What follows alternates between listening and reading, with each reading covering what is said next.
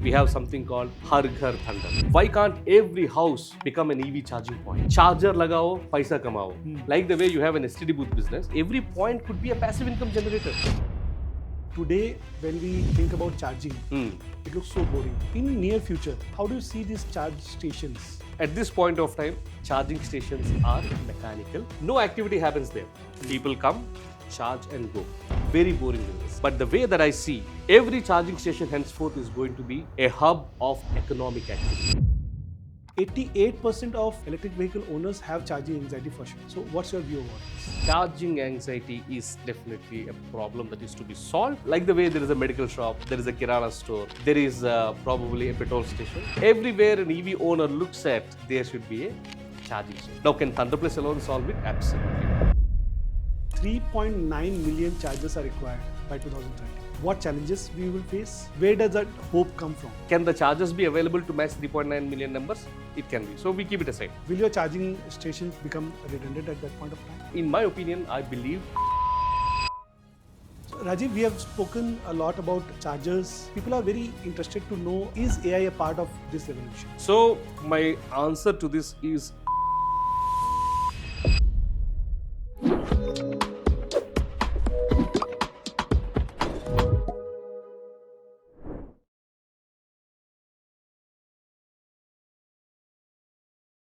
Hello everyone, welcome to another episode of The Vision Grid. And today is a very special day again for us. Today again we are in Hyderabad, and today we have an alumni of IIT Madras, which is considered to be the powerhouse of the EV industry of India. Right? Hello Rajeev, how are you doing today? Hi Sachin, I'm doing exceedingly well. Thank you very much. Great. So Rajeev, coming from IIT Madras, you completed your IIT BTech. Both BTech and MTech. And MTech from there. And then you have completed a management degree from US. Correct. Right. Correct. So what brought you into EV industry? And were there some experience that you had already into EV industry, or it was some other experience that you had that fetch you in this domain? That's a good question, Sachin. In fact, you are now actually making me feel nostalgic, because to answer your question, I need to visit many gray, I would say, memories of mine.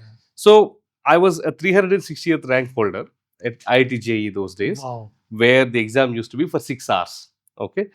Now, ideally, anybody with 360th rank would choose for a computer science, electrical, electronics, the most sought after engineering degrees then. But like any other kid, especially the boys, we are always fond of toys. And obviously, automobile is one such kind of a toy. So that was when I, at probably at the age of 15, 16, I thought, no, let me build my career in the automotive industry. Okay. And I chose a branch where my bachelor's is into mechanical engineering, Okay. and master's is into automotive engineering.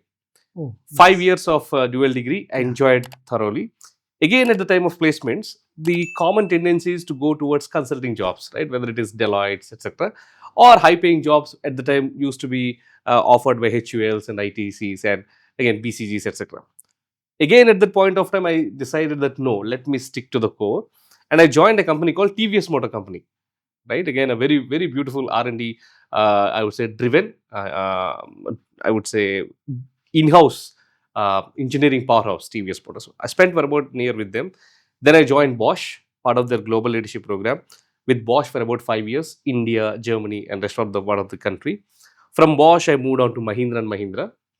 And while I was working with Mahindra, one day I get a call from Gati Logistics. Okay. Okay. Logistics company, nothing to do with automotive. Until then, it was all automotive. And then the call says, hey, we are venturing into EV operations. Would you like to lead the business? I was confused. Gati is a logistics firm. What has Gati to do with EVs? Then I went and I met the promoter. That's when I realized that IKEA, right, was entering India then. This was in 2016-17. Gati was the last mile delivery partner. And by virtue of the contract, Gati is bound to make the deliveries through non-fossil fuel vehicles, because IKEA was part of the EV100 campaign. And like any other Indian logistics firm, they signed. And now at the time of execution, they lacked the wherewithal, technology, the I would say the operation know-how, And in 2018, there weren't any four-wheeler EVs. Hmm. So it was then I was approached, and I thought it's a great opportunity transitioning from a core automotive from there to an EV. Then I joined Gati. I built their entire EV operations for IKEA. Once we built the EV operations for IKEA, what I've done is I experimented this with Amazon, Big Basket, Flipkart, Grofers. This was in 2018 when EV as a buzzword also doesn't exist. Did not exist. And interestingly, Amazons and Flipkarts, they were very, very encouraging, and they gave us few hubs to run. And slowly that has become a different vertical altogether. And after Gati got acquired by, at that point of time, by there is this logistics firm. Okay, I don't get the name. So after Gati got acquired by that particular logistics firm, this EV business was retained with the promoter. So the leadership team, of course, was split, and I stayed back with promoter, and we built a pure EV logistics company called Avan India. Okay. Now, while I was building this EV organization and representing the, I would say, different forums, being part of the policy making, at the time I was working closely with the Niti Aayog and Rocky Mountain Institute, I realized that the value addition of me is not just to be measured in terms of business, but the kind of contribution I was doing to the environment. Because that was when I realized that the 2.5 particulate matter, which the World Health Organization says permissible levels are 10 milligrams per cubic meter, Delhi 170. Yeah. Our oil import bills was at the time $160 billion. That's when I realized that if I were to serve my nation while maintaining my interest into automotive and my decorum into business, EVs is the engine. So since 2017-18, I never deviated from this mission of building the nation in sustainable mobility. From Gati Logistics, I moved on to Ito Motors. We built electric three-wheelers. From there, I was invited by the government of Andhra Pradesh to help their investments promotions wing centered around EVs. Okay. I was with them, drafted their EV policy. After that, I went to US, finished my MBA at MIT Sloan School of Management for a year, came back, started multiple EV companies. One is EV Masterclass, that is into skilling and training and coaching. Okay. And now I'm building another company called ThunderPlus, which is into EV charging. Lovely. Wow. So, as you mentioned, Rocky Mountain Institute, and you have worked with the Niti Aayog. Yes. Also. So, one thing that I want to understand is what policies do you think that through Niti Aayog or from the government of India or from the state governments have really helped accelerate the usage of EVs in India? Brilliant question again, Sachin. See, didn't we have EVs earlier? We had. Chetan Maini's Mr. Bean's car. That used to be the only few bikes. Yeah, few bikes, right? But then, if you notice, there has been a sudden shift and a pivotal point that we raised. Yeah. And it is all because of certain policy level orientations and decisions we have taken. Let me talk about one such example. Yes. So, in 2017-18, when the discussions were still right on how do we increase the adoption, what do we need to do, what else needs to be given, should we give even more incentives, etc. The whole conversation was happening around B2C. Now, this is also interesting, right? But I was there representing a B2B, Gati, a logistics company, the only company at that point of time doing EVs, nobody else, DHL, Blue Dart, nobody was there. Then Mr. Anil Srivatsav used to be the chief of Niti Aayog at that point of time, closely guided by Mr. Amitabh Kant. Both of them are first-class IAS officers, you know them. Amazing.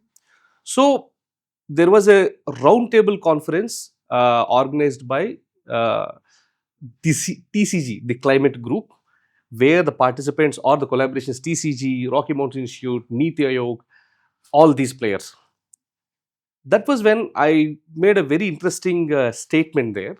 And which became later on the focal point of entire policy making. I told them that the lowest hanging fruits for EVs at this point of time is not B2C, because you will have to spend in lot of energy, efforts and money to convince an individual customer to move away from his comfort of using a fossil fuel vehicles where the I would say fuel stations are abundantly available. The charging infra was not so adequate then. The efforts needed versus the rewards that we reap are too little.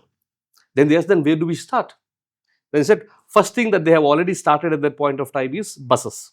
at the time, right? FAME 1.0 was already in place. So buses was a good thing because both the consumer and the sponsorer is the government, right? Only the user is the end user, so that can be done. The second thing that they needed to focus upon was cargo or the B2Bs. So that was when for the first time the imposition of the time Delhi Dialogue and Action Committee was run by Mr. Jasmine Shah, again an IIT Madras alumni, used to work very closely with Mr. Kejriwal. He was also there. So as an experimentation, few decisions were made then. That is number one, can we stop allowing diesel vehicles into the realms of Delhi? The imposition of green tax, incentivizing either through carrot or a stick players like Amazon, Flipkart, etc. Ki bhai, please move your last mile deliveries to EV. So all these so-called incentives or so-called disincentives were born out of that particular discussion. And from there you see the best adoption definitely happened in buses because it is sorted, as I told you. The second most important product portfolio that actually took the EV industry by storm was not four-wheelers. It was actually the cargo three-wheelers, the passenger three-wheelers, of course the L3s in Delhi, followed by the two-wheelers. And once I would say, and at that point of time, not many mainstream players were also there. If you look at oil or logistics, Saurabh used to be a very, very small company, used to experiment. I allowed Saurabh to conduct a lot many field trials in Gati operations. Wow. Right? So, and then Hyderabad-based company used to be called Gayam Motorworks, Gayam Raja, you must be aware. So that's how few heroes here and there used to exist and they used to contribute. But slowly, as we see right now we see Piaggios, we see Mahindras, we see, I would say Bajaj entering into it. And at the time, Ito Motors, which one of the companies I was leading then, we also started manufacturing L5 three-wheelers, passenger and cargo. So the answer to the question, what policy matters really incentivized or accelerated the adoption is the choice to move away from a B2C centric to B2B centric approach. Amazing. And providing right support there, so that because their unit economics also needs to make sense, and easing up lot many things, right? Government itself coming forward, asking them to set up charging stations. We also must appreciate the key role played by the major e-commerce players then. For example, Amazon's Big Basket, Flipkarts, they opened up their warehouses. 30, 40 vehicles ka charging laga hua, we will bring the power infrastructure, right? So these are I would say noticed and unrecognized efforts put in by different stakeholders who are not at all relevant to automobile. So what is also being observed is earlier with the ICE vehicles, the data was not playing a bigger role. And now I had a conversation with some IoT manufacturing companies. Like I met Akshay from Things Up, and yesterday I had a chat with Shrikant also, and they are developing their own software and good this thing platform. So earlier when data was not available, and today when the kind of data is available, the companies are getting better control over their logistics. Right? So that can also be a bigger play wherein adoption can be increased, right? True, very true. See, in fact, earlier the biggest computer in an automobile was limited to ECU, electronic control unit, and electronic control unit only does the kind of interactions within the vehicle. Only few high-end cars used to have that element that this ECU could communicate through some kind of a Bluetooth or some kind of an IoT mechanism to the rest of the world. But if you look at EV, except for the wheels, suspension, steering, from motor to battery to rest of the things is all electronics product. And then the footprint of these electronics, and it is, you can always say EV is a mobile on wheels. As much as you can do things with your mobile, you can as well do with EV. Yes. That's the reason why people are talking about driverless vehicles, right? So in a context like this, while oil was the, I would say, the energy or the money for ICE, data is the new oil. And this data with beautiful insights definitely brings down the cost at multiple, I would say, stakeholder points. And you are absolutely right. With the kind of, I would say, data each vehicle is throwing, whether it is the kind of range it gives or the time it takes to charge. And now the vehicle can itself, in fact, very soon there will be days where if you load the vehicle that I would like to travel from say Hyderabad to Vijayawada, the vehicle can plan its path Say that, hey, let's start at this point of time. This is the charging station. While you have breakfast, I'll have an opportunity charging, and then let's move there. From there, these are the hotels that have charging infra, so better stay there. Can you believe that a vehicle makes that plan and gives it to you? Amazing. That's because data plays a very key role. That looks amazing and very beautiful to hear. And we would like to see it on the road soon. So, Rajeev, you were recognized as a 40 under 40 founder. And so, what things have led you to, what points in your career have made you lead to this point? Brilliant question, Sachin. Yeah. In fact, when I was recognized as 40 under 40 young EV leaders, honestly, I was not a founder of any EV company. In fact, that was something that I never looked up to, because the kind of people that were there in 40 under 40 were Tarun Mehta of Ether, Bhavish Agarwal of Ola.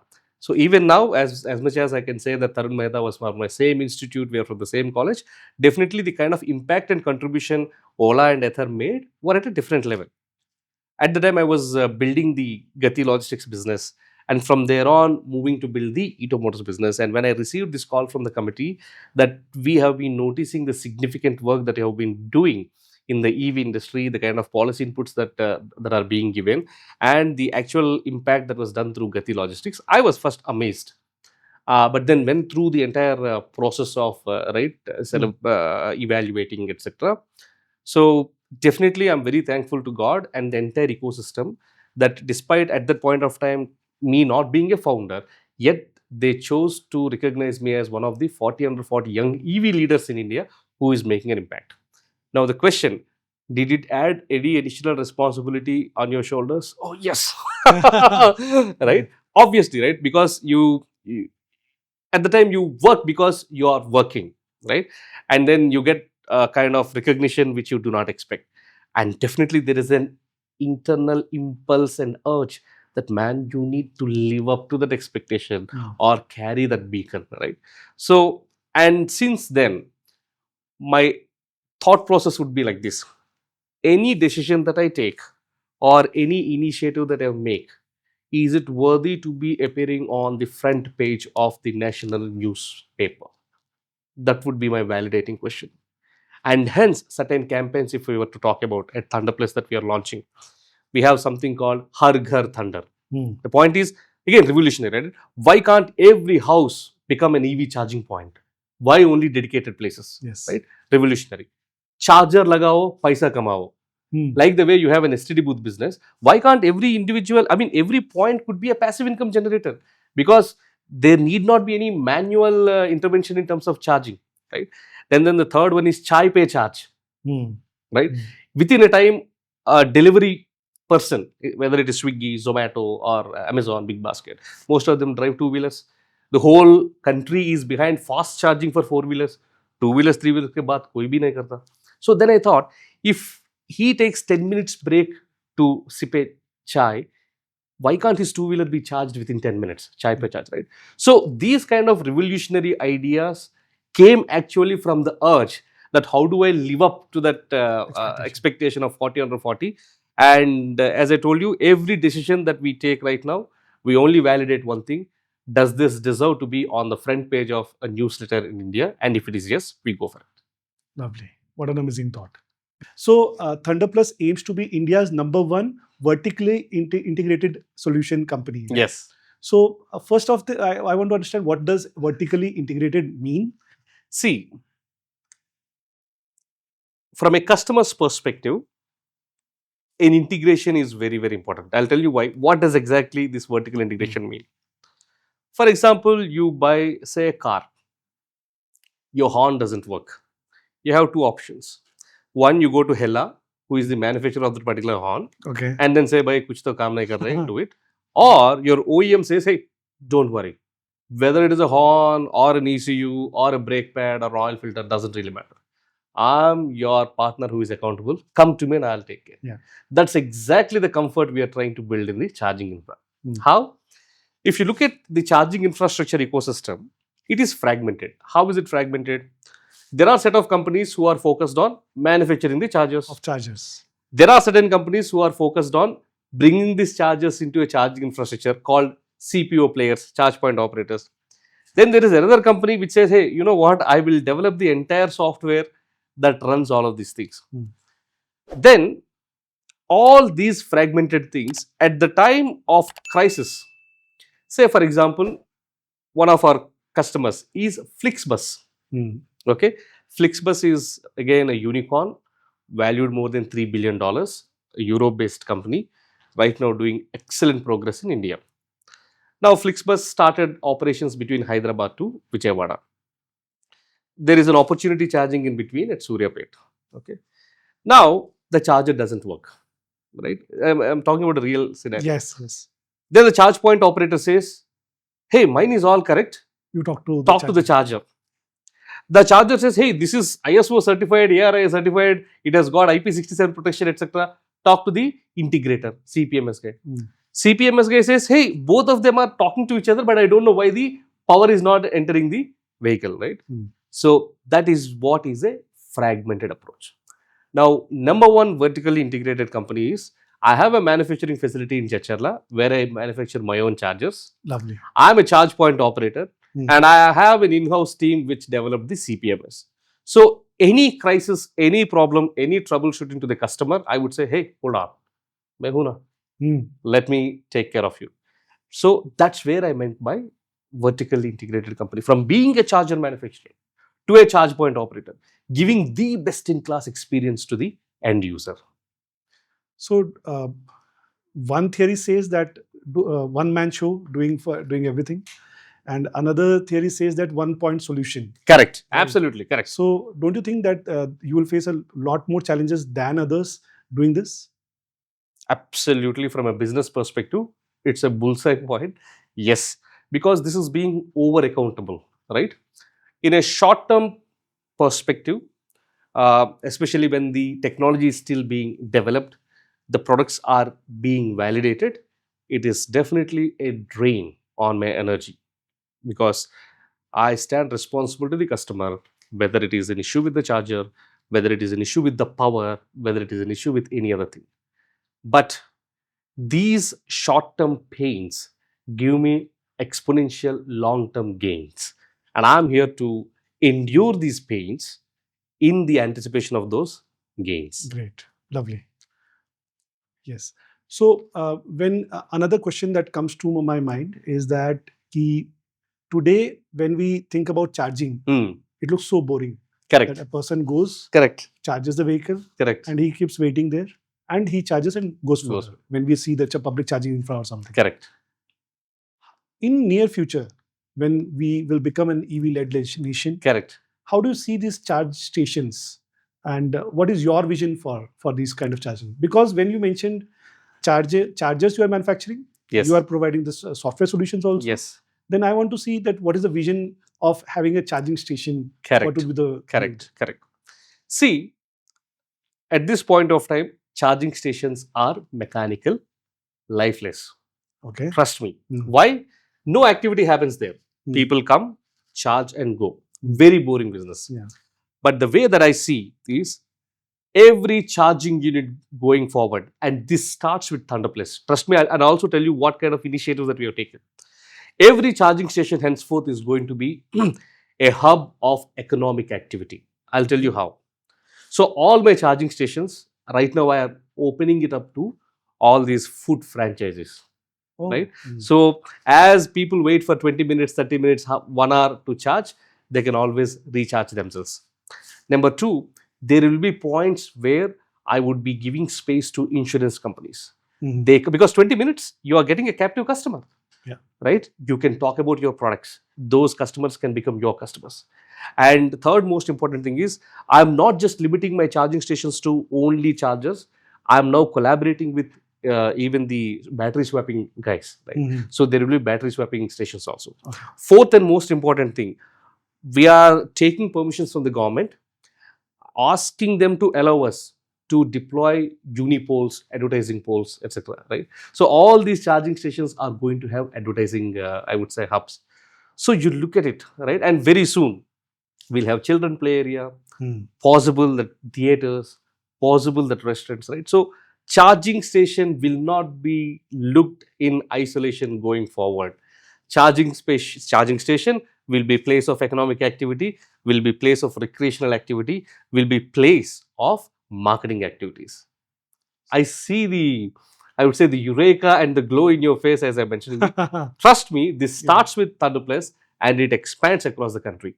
Lovely. So rather than thinking about putting chargers near the theaters, you are bringing the theaters to Absolutely. near the Absolutely. chargers. Why not? There are a lot of charger manufacturers, Correct. CPOs. Correct. So how is ThunderPlus creating a difference, Hmm. or what unique selling point we should say? How are you adding more value to the charger user, and how are you creating a seamless charging experience for your customers? 3 questions in 1 question. Number 1, how are you unique? What is the additional value add that you bring? And how is the experience being made very seamless? Now, you actually asked me for my USP as well as my business secret. But yet, for Sachin's sake, I'm going to reveal it now. If I fragment my customers, there are 3 kinds of customers that I have. Customer number 1 are the ones who want to set up charging stations, who wants to invest into charging stations, who wants to build charging stations across. Customer number 2 are the ones who utilize these charging stations. Now I am going to answer both of them. From a charging point operator or a charger manufacturer perspective, am I the first one? No. Am I the best? No. Then what is your USP is I am the fastest. For example, when I signed an MOU with Tata Motors, right, ThunderPlus being a very young startup, signing an MOU with Tata Motors, despite Tata Motors having its own Tata Power as an in-house charging company, that's exactly the place where I have demonstrated my speed and bias to action. Okay. Okay. Second, I'm in now talks with other charge point operators also. The names, bigger names, I do not want to reveal it now. Now the USP that I tell them is, hey boss, you are into charging business, I'm into charging business, right? But charging business as such is a non-glamorous, laborious business, right? You be at the comfort of your office. I'm going to do the entire legwork for you in scouting the land, getting the power connections, taking all the compliances and the permissions required, setting up the charger, installing it, commissioning it, building the canopy, marking the base, and keep everything ready. My first offering. He's very happy. Why? Because he's getting his job done without him stepping out of the office. Second thing that I was telling him is, not only that I build charging stations for you, I make them profitable. Now that's where he gets more Obviously, curious. me too. How do you make my charging station profitable? Right? Simple. More than 80% of aggregators, whether it is passenger or cargo, say for example, OHM, which is a car passenger mobility, Srinivasa cabs, Lavish cabs, Uber, Moving, you name all of them, they are my customers. When it comes to cargo, Magenta, Ito Motors, then probably Lightning Logistics, EV Logistics, EV Zap, you name all the cargo companies, those are all my customers. So all these customers need is uninterrupted charging supply, dedicated base, especially during those time slots, and a little bit of discounts for them to get margin. I'm ready to give all of them at the expense of my charger being engaged. And hence, if you look at my charging stations right now, despite they being called as public charging, I would actually call them semi-public because 40% of the time, those are always engaged with my B2B players. So the same mechanism is what I'm going to adopt to even those bigger players. And of course, because I bring the business, I take my share. So one is setting up those charging stations, making things easier for them. Second, making those charging stations profitable from day one, not from 24th month or 36th month, from day one. Now, the third and most important thing is, people ask me, charging station business is a non-manual business, right? People come there and then do it by themselves. What is your specialty about it? If you look at it, while for the B2C, I promoted the point of no manual intervention, no manpower, you can just put it. But for the bigger charging stations of 240 kilowatt hour capacity or 1 megawatt capacity that I have 24/7 technicians available on the ground. So that any issue that my either a B2B customer or a B2C customer faces, that particular person goes there and solves it. This is not the case with the rest of the CPOs. If you look at any of the CPOs, you have a beautiful charger with a nice canopy. Sometimes it is like ATM out of order. What's the use? Imagine there is somebody who is there who says, hey, good morning, you want the charging to be done? I'm going to do it. All my buses that right now operate between Hyderabad and Vijayawada, Flixbus. I have people in Hyderabad who assist with bus charging, in Suryapet who assist with bus charging, in Vijayawada who assist with bus charging. And these people also assist the B2C customers. Right? So, from a 3-point perspective, from a customers of EPCs and CPOs, I build the charging station for them. Along with that, I give them business. And from a B2C perspective, convenience, right? They don't have to worry. They come, my technician would be available. My investors and promoters still ask me a question: why do you need manual labor in the charging stations while on one hand you are promoting this? I said, no, these two are two different things. One is to promote business where you definitely don't need somebody to man a 3.3 kilowatt charger. But here you're talking about a 1 megawatt charger. That is 300 times the potential business it could bring. And we can afford to have 24/7 support. So all ThunderPlus charging stations that you see beyond certain capacity, they have my in-house technical team. So that's how the experience is very, very seamless. So when we talk about this seamless experience, are we talking only about Hyderabad kind of this locality, or are we talking about other regions of India also? Pan India. Right now, I have 200 plus charging stations available, and these charging stations of more than 100 kilowatt, you have a station thing, and there are also charging stations of 30 kilowatt, etc. Where for every 5 to 6 charging stations, I have a mobile technician who is available. So the thesis remains the same. Customer at any point of time should not go from a charging station that are out of order. Out of order. Because that's a challenge actually. Yes. Because recently I've seen a reel that was circulating a lot in the Instagram that people went to Delhi, a lot of points in Delhi, and they were trying to find out chargers, and they were finding that this wire is gone. This charger is not compatible now. This has gone old one. So that's a real problem. And chargers being there and not operable, that's a bigger pain. See, in fact, since you are from the industry, I'm sure you're aware. In the first place, why were the chargers there? That is definitely because of the proactive measure of the government. Yes. Government came forward, called for tenders, OEMs participated, installed chargers. So, from a government perspective, is the tick mark done? Done. Yeah. OEM perspective, is the tick mark done? Done. Now, whether they are in a condition that are to be used, is somebody using it? There is no ownership. Forget about this. There are cases where pilferage of chargers, in a sense, people would come, cut the wires, people would come, cut the guns, people would come, try to take away the screen. Right? India, we abuse the system a lot than we use it. So that is where we have taken a decision that if I am setting up a 30-40 lakhs of asset, I do not mind spending few tens of thousands to ensure that the asset is number one. First, see, these technicians act in two ways. They are the guardians of the particular property, and second thing, they also provide seamless experience. And the most important thing is, that's again where the vertical integrated company and the solution comes. Government set up the charges, OEM sold the charges. When it comes to CPO, government is expected to run the CPO, but how can government run the CPOs? That's where even now I'm in talks with the governments of Telangana and other places where I'm saying, hey, you've done a fantastic job. You've set up the charging stations at the very right point. Charges are all good, but nobody is running them. Give that opportunity to me. Or players like me, don't again just ThunderPlus, right? We will run those charges, we will make them profitable, and we will share the money with you. We will set up CCTVs, we will closely monitor them. I have a knock center where there's a huge screen.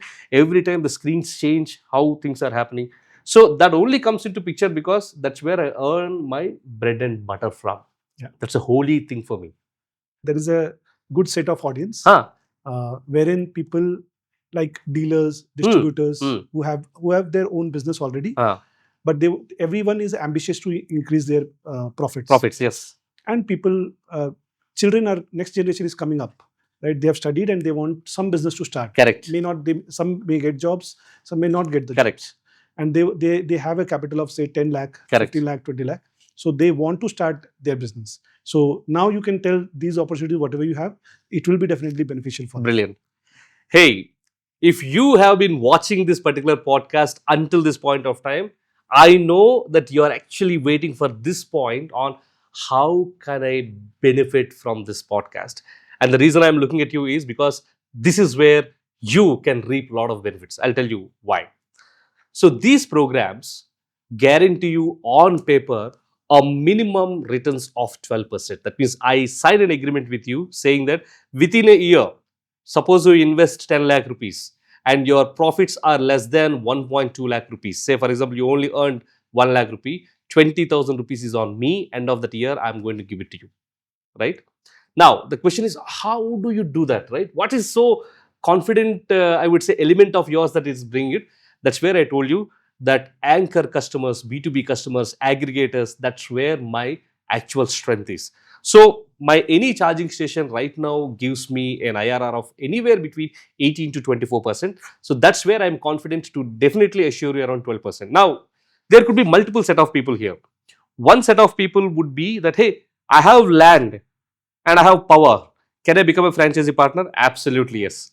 The other set of players, I have land but I don't have a power. Can I still become a franchisee partner? The answer is yes. There is third, lazy investors like me. I neither have land nor power, but paisa hai mere saath. Or I would rather take a loan and invest that particular thing into this, right? Do I have a business? Yes, you have a business. So for all these kind of customers, we have ThunderPlus franchisee programs and ThunderPlus business partners program.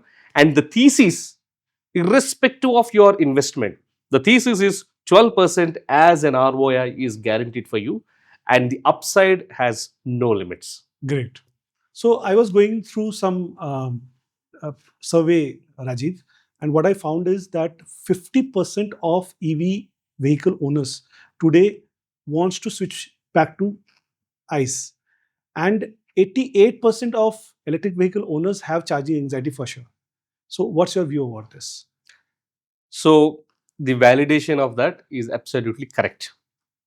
Now let me also bring the context into perspective, right? So that then we actually make sense to what we speak. Now these 50% of the people who are willing to go back to ICE, they were actually the early adopters. When I say early adopters, I do not want to name the brands because it will impact them. People who initially brought the EVs into India brought the GBT protocol, right? Not the CCS2. And the quality of the battery packs then and there at the same time were to that particular level. So people who purchased these vehicles 4 years back, 5 years back, 3 years back, definitely feel left out because now the public charging protocol that caught the pulse is CCS2. That is where as a country we Yes. are adopting. Yeah. So obviously a GBT corp, even in my charging stations, right? In few charging stations, despite having 240 kilowatt CCS2 protocol chargers, I still have 15 kilowatt GT or a 30 kilowatt GBT chargers because I also want to cater to those customers. So because GBT as a protocol comes from China, from a geopolitical perspective, we have decided that we will move away. Unfortunately, those customers feel the wrath Heat. and aftermath effect of this, and we must empathize. That is true. But is it going to be the case forever? The answer is no. Why? Because without necessarily government regulating it, it appears as if the whole country is moving towards a CCS2 protocol CCS2. standardization. You look at all new vehicles that are being launched have CCS2, trucks have CCS2, buses have CCS2, and two-wheelers and three-wheelers are now entering into GBT. Yeah. Right? Okay. So that way the charging infra develops and then those car four-wheeler owners also will get. So do they feel anxious about it? Definitely yes. Correct? But do they have to be worried about it? The answer is no. The good news is the good days are yet to come. Now, second thing is charger anxiety. Charging anxiety is definitely a problem that is to be solved. That's why we have this as a mission statement towards us. Now, can ThunderPlus alone solve it? Absolutely no. We need more stakeholders, more players. For example, just as an example, FAME 1.0, we said buses were the winners. FAME 2.0 also, buses were the winners. You know why? Because out of 10,000 crores that have been allocated for FAME 2.0, close to 4,000 crores were only dedicated for buses. Okay. So where there is money, there is going to be an impact. Yeah. Now, the government is coming up with incentive policies for chargers also. The government says that I am going to incentivize charger installation. I am going to take care of the upstream power infrastructure, which is one of the biggest bottlenecks for charging. For example, you have place, but for you to set up a 240 kilowatt hour, you need to have a 315 kVA transformer, and that costs you around 25-30 lakh rupees. That's an investment. As a B2C customer, you will not be keen. Imagine if government says and says, hey, I'm going to subsidize it by 80%, and only you need to pay is only 5-6 lakh rupees as a deposit. Don't you think the other thing? So That's where more people need to enter into EV charging as a business opportunity a lot. Government incentives are on the way. And then very soon, the kind of um, the quote unquote euphoric statement, right? That everywhere I see there is a charger, everywhere I move there is a charging station. Charging stations are going to be the places of economic activity, will all come to pass in less than 12 to 18 months' time. And this charging anxiety would come down then. Until then, these numbers are true. We need to empathize. But my word of hope and encouragement to is things are changing, my friends.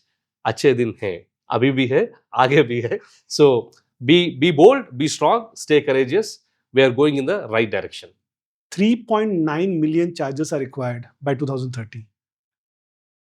What do when you make it when you are sharing that 12 to 18 months, what challenges we will face, and what is your hope?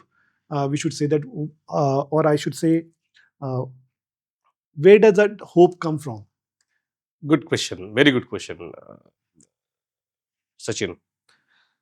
See, 3.9 million chargers by 2030. Do we have dearth of chargers as a product? The answer is no. No. Do we have companies that can match that requirement? The answer is yes.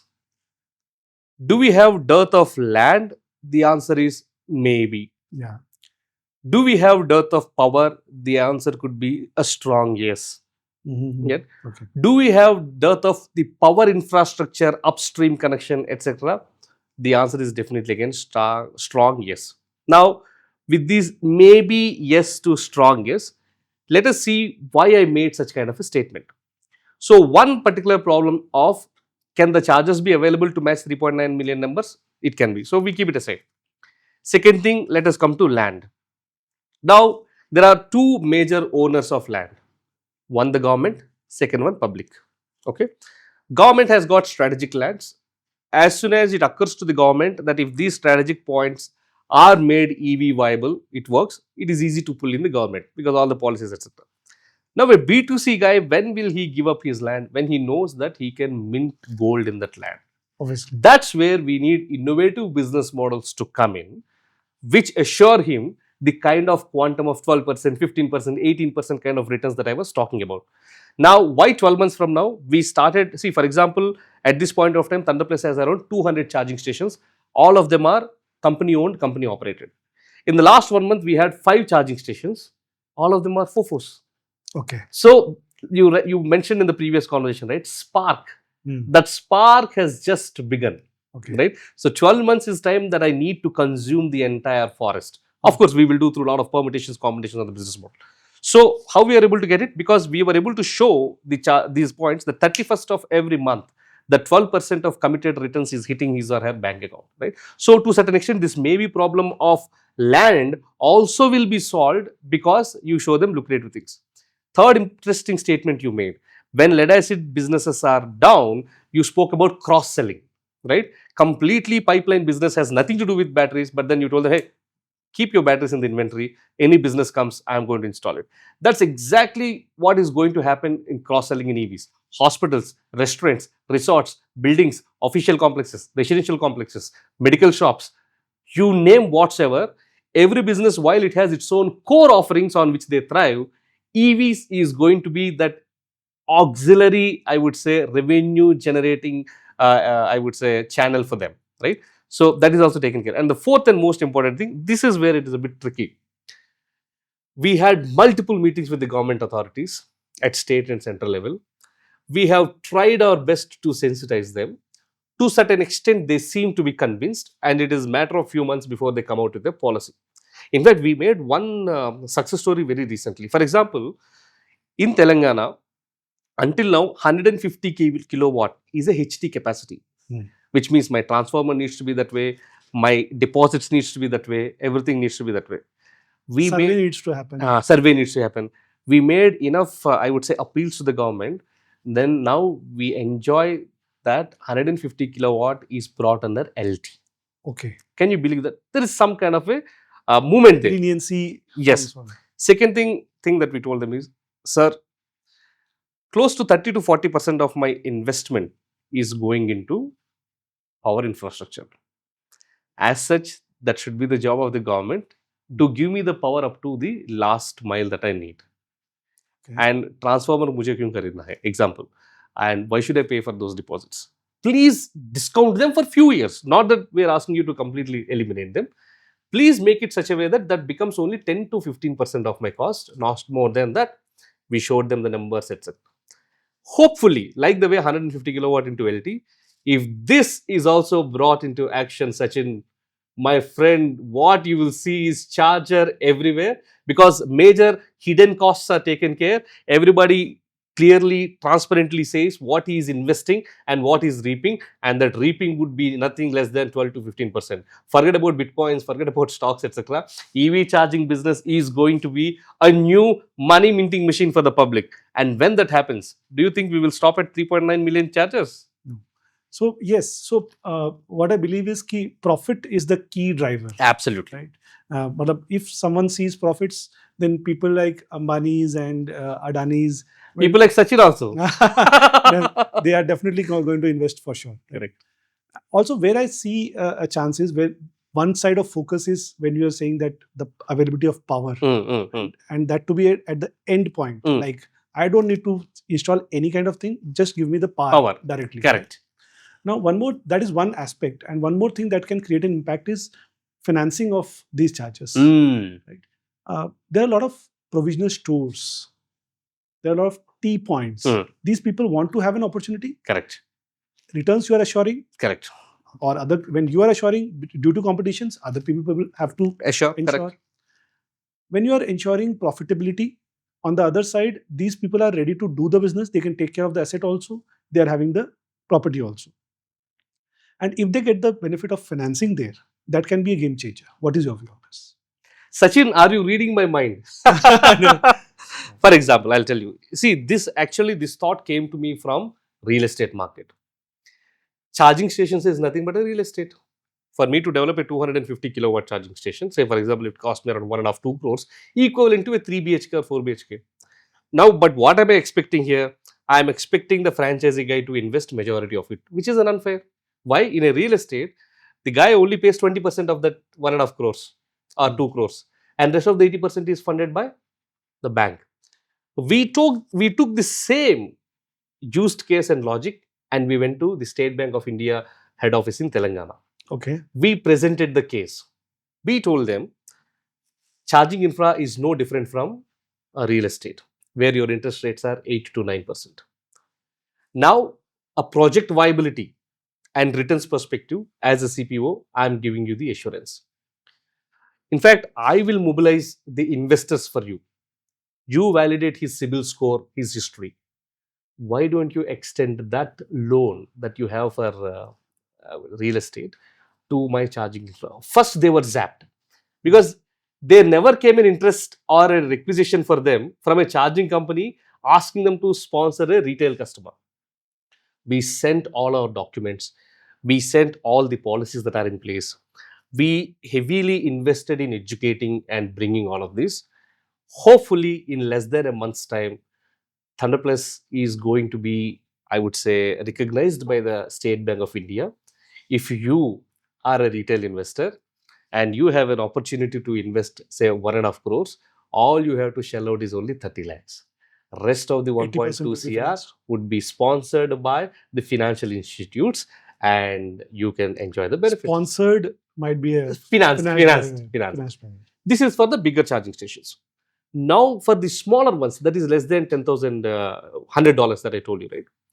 For these, we are in talks with Infosys Foundation. We are in talks with Asia Development Bank. We are in talks with Vadvani Foundation, who are into CSR activities. They want to support the widowed women of martyred soldiers and handicapped, right, and not so well educated. So we were telling them that, hey, you know what? You would get a dashboard where for every single penny that you sponsor, how much energy is being dispensed, what is the amount that he or she is making, and you'll have clear visibility on how you are impacting those lives. Because for these foundations, money is not an issue. The impact they create and then the way that can be measured. So that problem I'm solving. So now Infosys Foundation is key to sponsor around 10,000 chargers. Asia Development Bank is key. Of course, they are very keen on the rural areas, etc. So that is where we are raising sponsors to support these small charges of say less than 10,000 rupees. So for a bigger perspective, we anyhow have SBI kind of financial. If SBI enters in, it is a matter of time ICICI, HDFC, etc. follow. And for smaller things, from a social impact perspective, we are mobilizing the CSR funds and other agencies to support. So both these ways, we are making the affordability of charges easy for the end user. Great. One challenging question, Rajiv. Yeah. You may not feel good about it. Yeah. Where do you think, when I'm talking to you, when I'm listening to your conversation, it looks like that the game is done. It looks like. Where do things may go wrong when we're talking now? Right. When you're talking about foundations, they are ready to deploy the money. Yeah. You're talking to SBI Yeah. and other companies, they are ready to finance your charges. Yes. And it is lucrative when you are assuring the returns. Yes. Right. Now, the only thing that I want to understand, my audience want to understand, where would these things not work, or where would things go wrong? Very good question. See, now, if you look at the entire narration that I have brought in, it would have been evident to you and the viewers by now that charging infra has actually taken an aggressive stand compared to the vehicles, with an assumption that by 2030, 30% of sales would be EVs. By 2070, we would be a net zero carbon footprint country, for which 100% of our mobility solutions are going to be green. So those are the basis and assumption in which we are going ahead in this direction. Even my business guarantee is dependent upon the EV vehicle adoption, right? So one biggest threat that I could see is, in fact, there was a jerk few years back when our Honorable Minister of Transport for the Government of India made, of course, a statement in a good sense. He made a statement that India should be not just a market for EVs, but also for hydrogen fuel cell vehicles. Then all the EV companies, they got jittered. We've just invested hundreds and thousands of crores, and you're talking about a new platform altogether, right? And since then, he has mellowed down, and now he speaks that they will coexist together. The powertrain remains the same. Instead of something else, hydrogen fuel cell buns, but the battery pack still remains the same. Kind of a, I would say, adjustment is happening. So that is one of the threats that I see, that a sudden, I would say, urge of a new technology which might make these batteries and rest of the things irrelevant could be a potential threat. But again, that may not happen because of the EVs can always be in a series combination. That is, power source could be something else, but after the power source, everything could be EV powertrain, etc. Second thing is, the entire EV sales by such are coming down for whatsoever XY purpose. I think these are the two basic assumptions on which the entire business models are built. If these two foundations are jittered, to gadbad. One good thing that I was reading recently was Indian government is willing to subsidize or maybe help in some way. I'm not sure. I'm not remembering what was exactly that, but I'm sure that there was some policy that was being drafted to produce commercial vehicles, commercial electric vehicles. Correct. To be done on the fleets. To be done on fleets. That means what you said was very interesting point for me. Focus from moving from B2C to B2B. Correct. Right. So there are a lot of taxis that is plying from one place A to B, and government wants to focus that these fleets are at least converted to electric. Yes. Right. That can be a game changer for complete charging. Yes. See, in fact, like I told you, if we reflect upon my contribution in the EV policies through Niti Aayog and Rocky Mountain Institute, etc. That time we spoke about Amazon's and big. If you remember, it is during those days, 2018, etc. Jeff Bezos came to India. He took a photo with electric autos behind him and said, Amazon is going to deploy 10,000 vehicles. Then Flipkart's team said, we are going to deploy 30,000 vehicles, 25,000. This was all because the government was making those statements that I am not going to allow you, etc.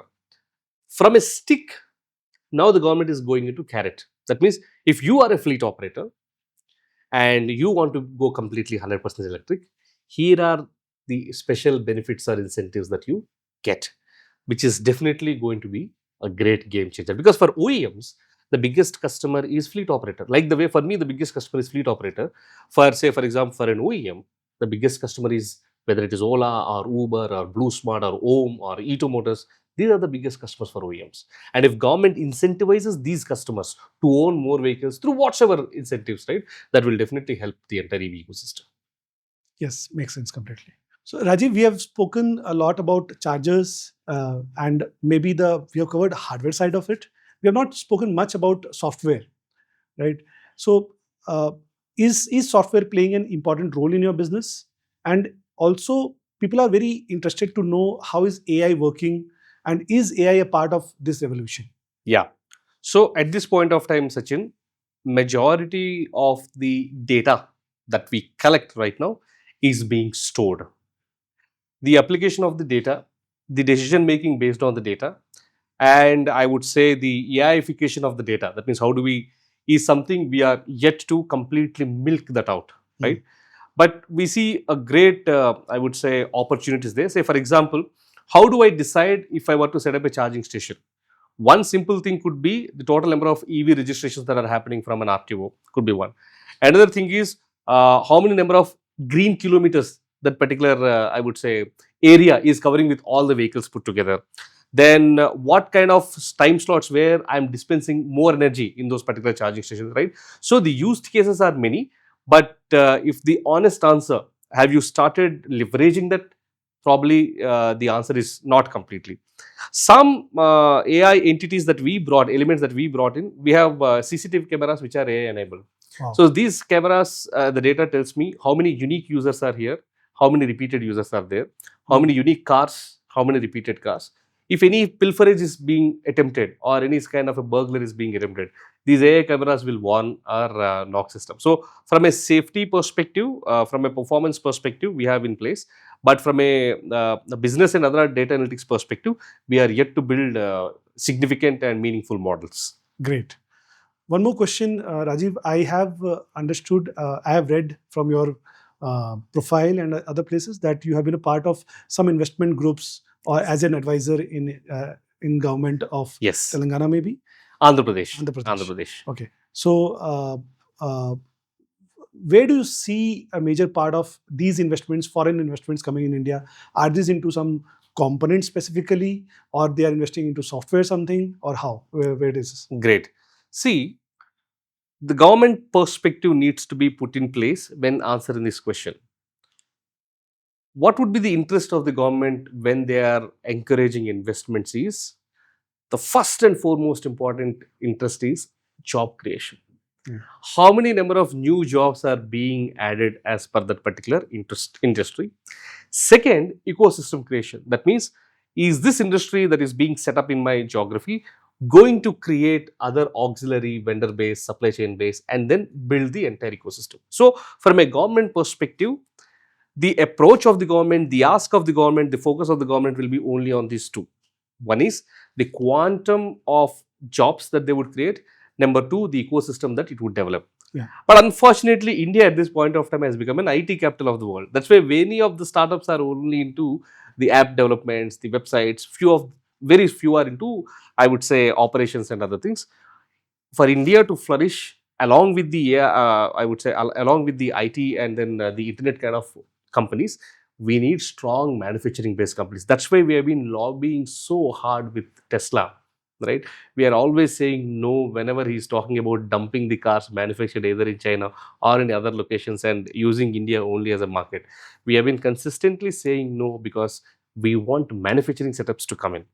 If you also look at the recent, I would say, policies that were launched by the government to address the passenger electric vehicle adoption in India, especially from a manufacturer's perspective, brilliant incentives are being tailored to encourage foreign investors to come and then localize the manufacturing. Manufacturing. Yes. So the focus of the government, even while I was with the government of Andhra Pradesh as the head investment promotions, my two lookouts are these: the quantum of investment and the quantum of employment that generates and the ecosystem it builds.